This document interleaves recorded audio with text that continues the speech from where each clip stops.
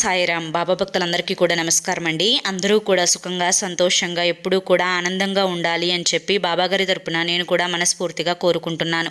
ఈరోజు బాబాగారు అందించే సందేశం ఏంటి అంటే కనుక, తల్లి, నీ ఇంటిలోకి రావడానికి లక్ష్మీదేవి నీ గుమ్మంలో కూర్చొని దుఃఖిస్తోంది, కానీ నీ ఇంటిలోకి రాలేకపోతోంది.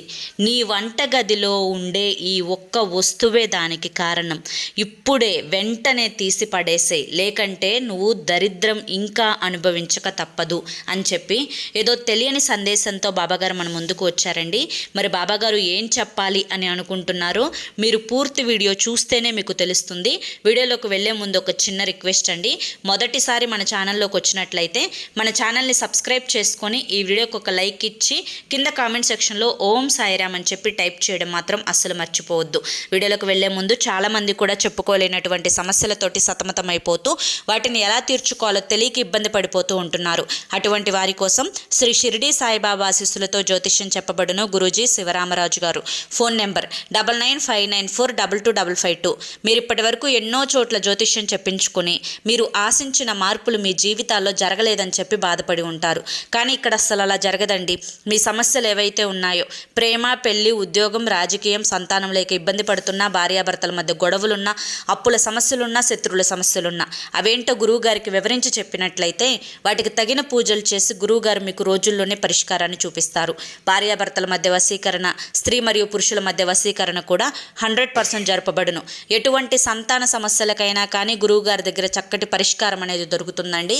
గురువుగారు ఎంతోమంది కష్టాల్లో ఉన్న జీవితాల్లో ఆనందాలను, సంతోషాలను తమ పూజల ద్వారా నింపారు. అలాగే మీ జీవితాల్లో కష్టాలు పోగొట్టుకోవడానికి ఎన్నో ప్రయత్నాలు చేసి ఉంటారు కదా. చివరి ప్రయత్నం అనుకోనైనా కానీ ఒక్కసారి స్క్రీన్ మీద కనిపిస్తున్న నెంబర్కి కాంటాక్ట్ అవ్వండి. ఇక ఆలస్యం చేయకుండా మనం బాబాగారి యొక్క సందేశం ఏంటో తెలుసుకుందాం. తల్లి, కష్టాలు వస్తున్నాయి, బాధలు వస్తున్నాయి, ఎప్పుడూ ఇంట్లో ఏదో ఒక నెగిటివ్ అనేది ఉంటుంది. మనుషులకి మనశ్శాంతి లేకుండా పోతుంది.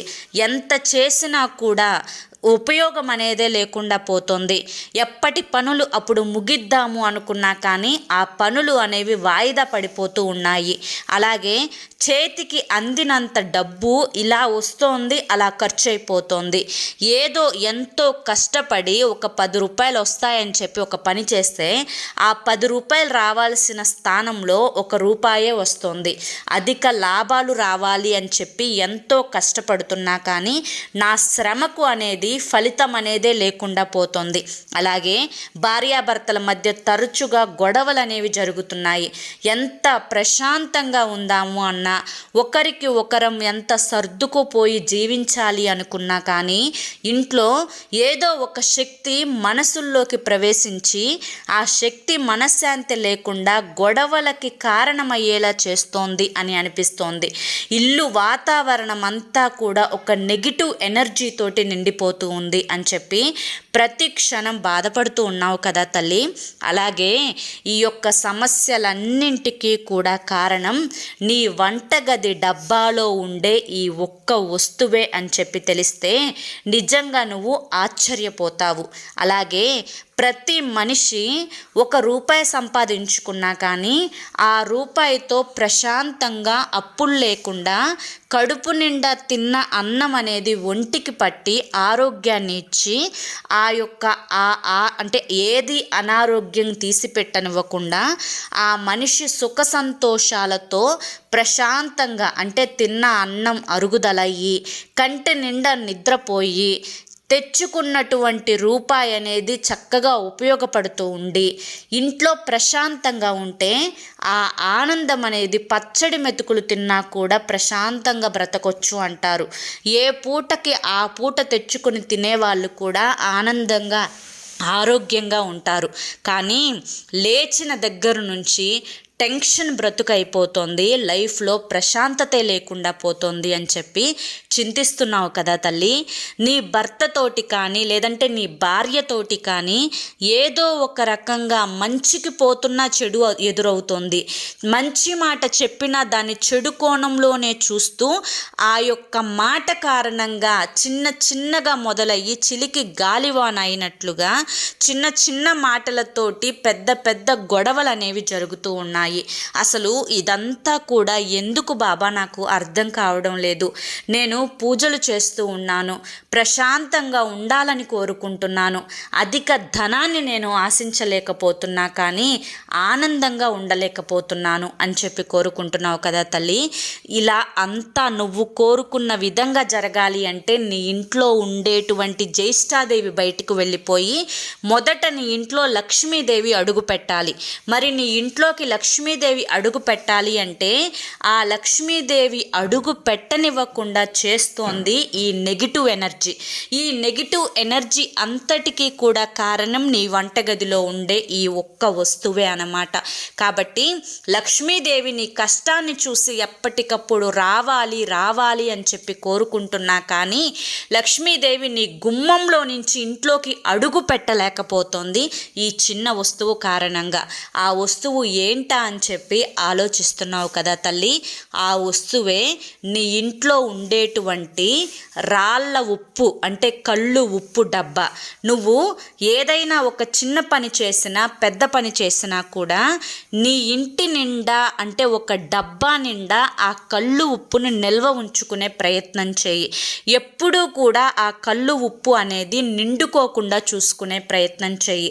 అలాగే ఆ కళ్ళు ఉప్పు మీద నువ్వు మూత తీసిన ప్రతిసారి కూడా ఆ మూతని నువ్వు సరిగ్గా పెట్టకుండా అలా పైన పెట్టేసి ఆ యొక్క ఉప్పు డబ్బాలోకి గాలి, వెలుతురు, చీమలు, పురుగులు అట్లా వెళ్ళేలా చూస్తూ ఉన్నావు.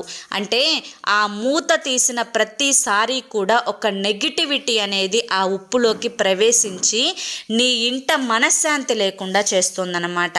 కళ్ళు ఉప్పు అంటే సముద్ర గర్భం నుంచి పుట్టింది. అంటే సముద్ర గర్భం ఎవరు? పుట్టినిల్లు లక్ష్మీదేవికి. లక్ష్మీదేవి యొక్క పుట్టినింటి నుండి వచ్చిన వస్తువు ఏదన్నా ఉంది అంటే కనుక అది రాళ్ళ ఉప్పు, మనం ఇంట్లో వాడుకునేది. కాబట్టి ఆ రాళ్ళ ఉప్పు అనేది ఎప్పుడు ఇంట్లో నీ ఉప్పు డబ్బా నిండా కూడా ఉంచుకునేలా చూసే ప్రయత్నం చేసుకో. అలాగే ఆ ఉప్పుతోటి ప్రతి శుక్రవారం కూడా నువ్వు లక్ష్మీదేవి చిత్రపటం ముందు ఉప్పు దీపాన్ని వెలిగించుకునే ప్రయత్నం చేయి. ఈ ఉప్పు దీపాన్ని 3 శుక్రవారాలు వెలిగించుకుంటే కనుక నీ ఇంట్లో ఉండే నెగిటివ్ ఎనర్జీ పూర్తిగా వెళ్ళిపోతుంది. నువ్వు కోరుకున్నటువంటి ప్రతి కోరిక కూడా నీ ఇంట్లో ఫలిస్తుంది, మనశ్శాంతి దక్కుతుంది, ఐశ్వర్యం సిద్ధిస్తుంది, నెగిటివ్ ఎనర్జీ పోతుంది. నీ ఇంటిలోకి లక్ష్మీదేవి ఒక్కసారి వచ్చి స్థిరపడితే జీవితాంతం అలాగే స్థిరపడిపోతుంది అన్న విషయం గుర్తుంచుకో. అర్థమైంది కదా తల్లి అని చెప్పి ఈరోజు బాబాగారు మనకి చాలా చక్కటి సందేశాన్ని అందించారండి. మరి ఈ సందేశంలో ఉండే ఆంతర్యాన్ని మీరు పూర్తిగా గ్రహించారు, అర్థమైంది అని కూడా అనుకుంటున్నాను. అలాగే ఈ వీడియో మీ అందరికీ కూడా నచ్చింది అని కూడా అనుకుంటున్నాను. నచ్చింది అనిపిస్తే ఈ వీడియోకి ఒక లైక్ ఇవ్వండి. కింద కామెంట్ సెక్షన్లో ఓం సాయిరామ్ అని చెప్పి టైప్ చేయండి. మరి కొంతమంది బాబాగారి భక్తులకు వీడియోని షేర్ చేయండి. మొదటిసారి మన ఛానల్లోకి వస్తే సబ్స్క్రైబ్ చేసుకొని సపోర్ట్ చేయండి. అలాగే మర్చిపోకుండా మీకు ఎటువంటి సమస్యలు ఉన్నా కానీ చివరి ప్రయత్నం అనుకోనైనా కానీ స్క్రీన్ మీద కనిపిస్తున్న నెంబర్కి కాంటాక్ట్ అవ్వడం మాత్రం అస్సలు మర్చిపోవద్దు. ఎందుకంటే సమస్యల నుంచి బయటపడటానికి బాబాగారు మీకు చూపిస్తున్నటువంటి ఒక దారి ఇది అనుకొని గురువుగారిని కాంటాక్ట్ అవ్వండి. రేపటి వీడియోలో మళ్ళీ కలుసుకుందాం. జై సాయిరామ్, ఓం సాయిరామ్.